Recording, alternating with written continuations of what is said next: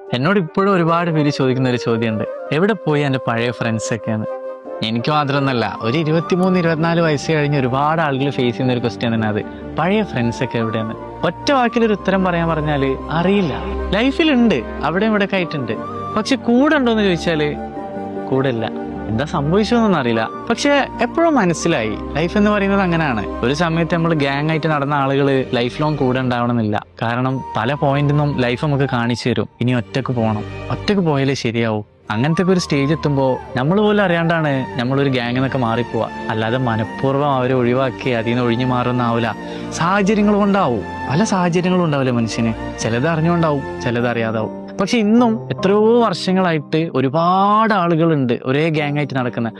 അവര് സത്യം പറഞ്ഞാല് ഭാഗ്യവാന്മാരാണ്. ഒന്ന് ആലോചിച്ച് നോക്കണം, ഒരു സമയത്ത് കൂട്ടുകൂടിയ ആളുകൾ ജീവിതകാലം മുഴുവൻ ഒരേപോലെ കൂടെ നടക്കുന്നുണ്ടെങ്കിൽ അതൊരു ഭാഗ്യം തന്നെയല്ലേ. എത്രയോ ആളുകൾക്ക് അതിന് പറ്റുന്നില്ല. വഴിയിൽ വെച്ച് ഇല്ലാണ്ടായി പോകുന്ന ഒരുപാട് നല്ല നല്ല സൗഹൃദങ്ങളുണ്ട്. കാരണങ്ങൾ പോലും അറിയാതെ എത്ര സൗഹൃദങ്ങളാ മുറിഞ്ഞു പോയത്, ഇല്ലാണ്ടായി പോയത്, അകന്നു പോയത്.